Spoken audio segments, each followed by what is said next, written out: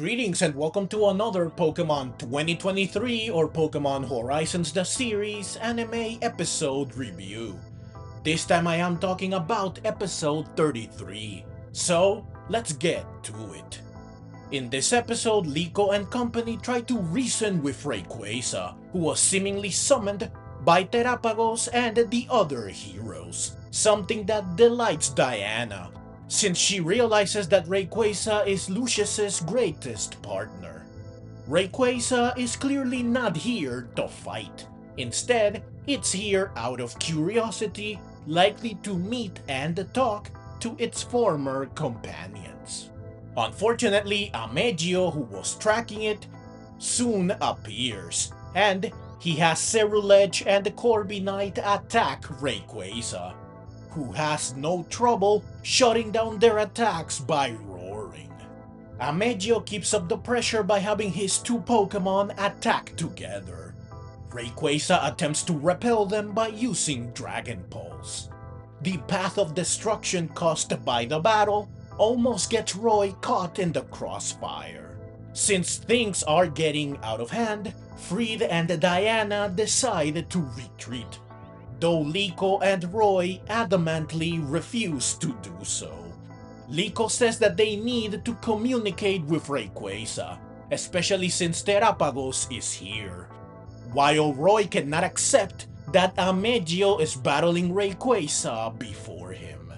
Soon Cerulege gets close enough to land a bitter blade on Rayquaza, who is completely unfazed. It swats Cerulege like an annoying fly, and it then uses 3 Dragon Pulses to finish its foe. It then closes in on Liko and the company as they retreat. Roy demands to battle Rayquaza, but it ignores him.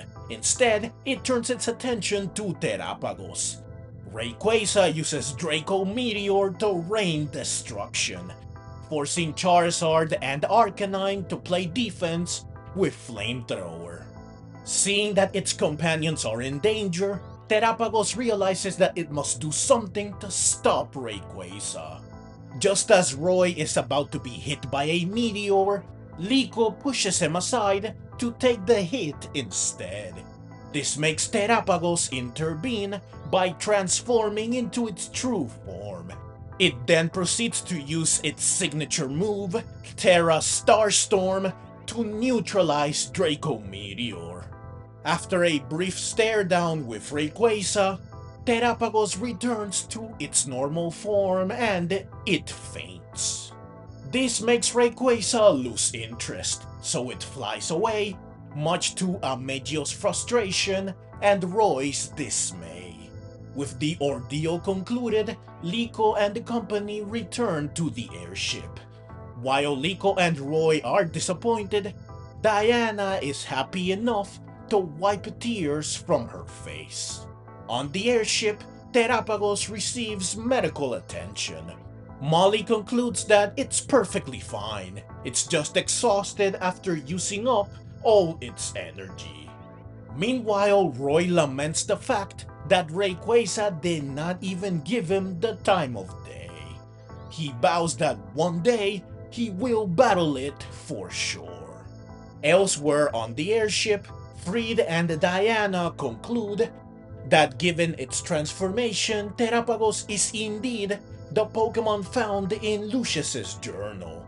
That Rayquaza lost interest in it the moment it returned to normal.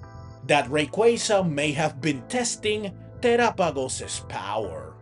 That Terapagos got the ability to transform by meeting Arboliva, Moltres, and Lapras. That it could not keep the transformation going for long because it needs to meet all the heroes in order to do so.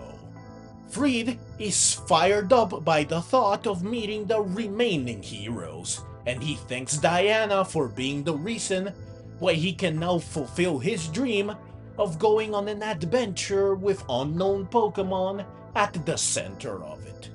Diana says that she understands how he feels, because she now feels like picking up where her adventure left off 30 years ago.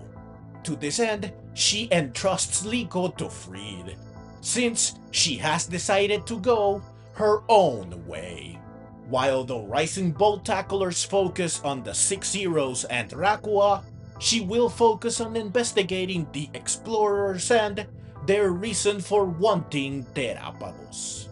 With her path set, there is only one thing left she needs to do, which is to have a battle with Liko and Roy, saying that they surely have a lot on their minds, and a battle is the best way to clear their heads.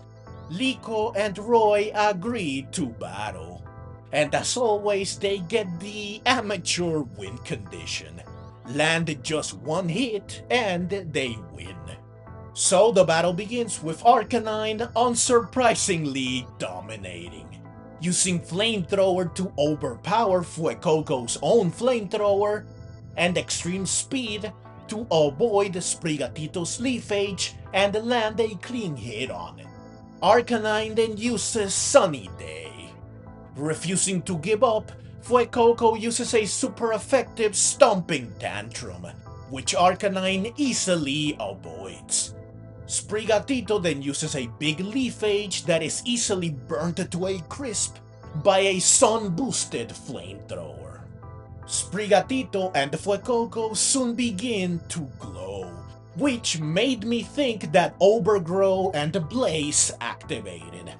However, Liko says that this is due to Sunny Day, but these two do not have an ability that is affected by the sun, nor can Sunny Day power up anything other than certain moves and abilities. So I am honestly unsure of what is going on here. But with their renewed strength and spirit, Sprigatito and Fuecoco charge towards Arcanine, successfully sliding under it. They then attack together with Leafage and Flamethrower. Arcanine uses Flamethrower to neutralize the Leafage, which creates several clouds of smoke, and to meet Fuecoco's Flamethrower head-on. As Fuecoco keeps Arcanine distracted with the Clash of Flames, Sprigatito uses one cloud of smoke to sneak up on Arcanine. It then uses Scratch to win the battle. Definitely not the cleanest or fairest win, but hey, a win is a win.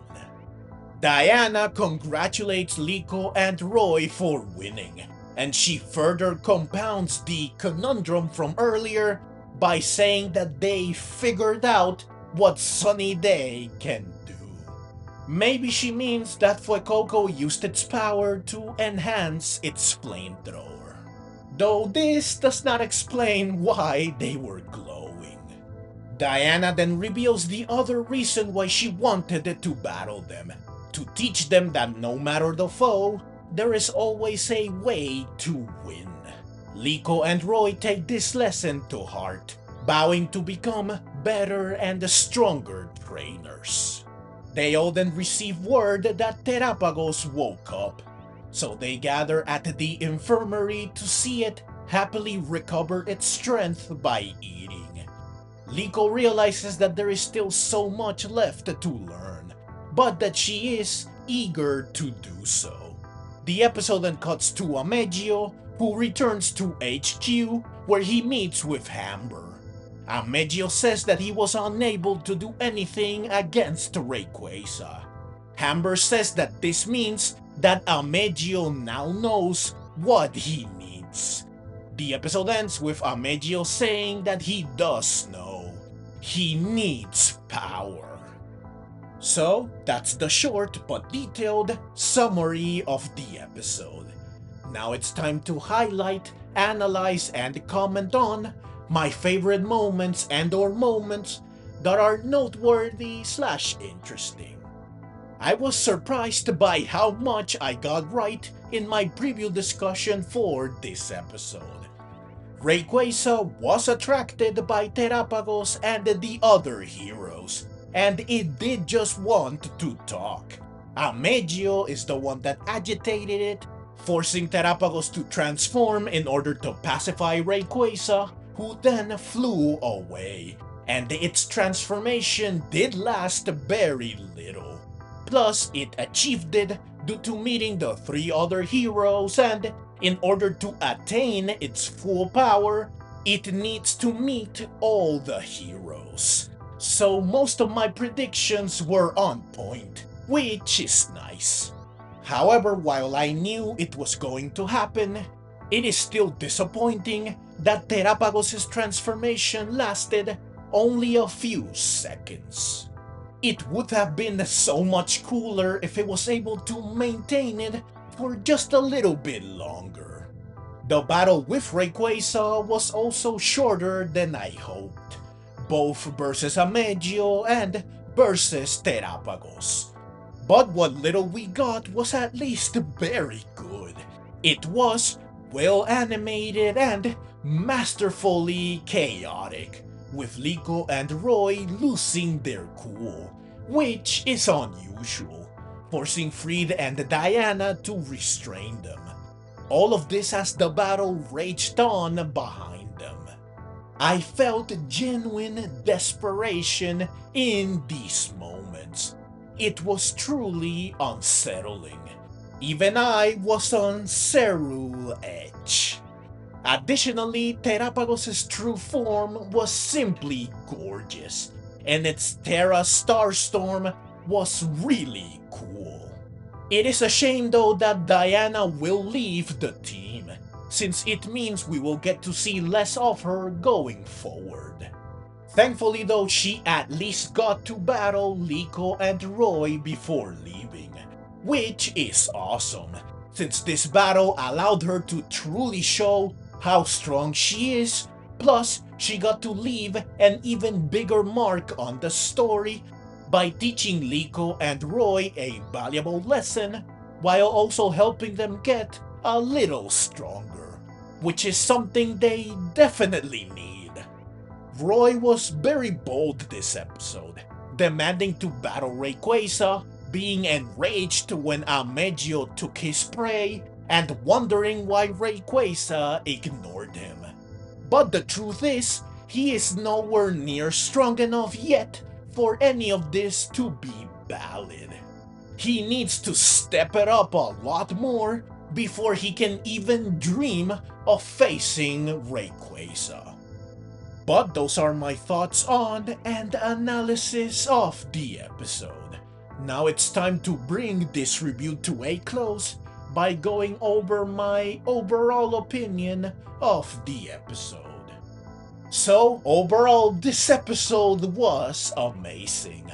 While its main draws, the epic battle against Rayquaza and Terapagos' transformation, were sadly short-lived, they were nonetheless beautifully animated, magnificently thrilling, and supremely cool. Allowing Diana to battle Liko and Roy was the icing on top, cementing her place as a great and memorable character, and allowing Liko and Roy to grow and develop further. So this episode was, without a doubt, quite remarkable and thoroughly enjoyable. But that's the review and the video. So, as always, leave your own thoughts down in the comments below. I hope you enjoyed the video. If you did and would like to see more like it, then please consider subscribing to my channel. I love Pokemon and I love making videos on both the anime and the games. Also, please consider clicking the links on screen so that you can check out more videos like this one right away. Additionally, down in the description I have affiliate links for GameStop, which is where I buy all my gaming related stuff, affiliate links for Amazon, which is where I buy all my stuff that is not gaming related or groceries, and a link to my Buy Me a Coffee page. These links will all allow you to support me directly if you would like to. I would very much appreciate it. Also, I have a link to my second channel where I cover Resident Evil. If this is something that would interest you, then please check said channel out. Thank you so very much for watching, and let's meet again in the next video.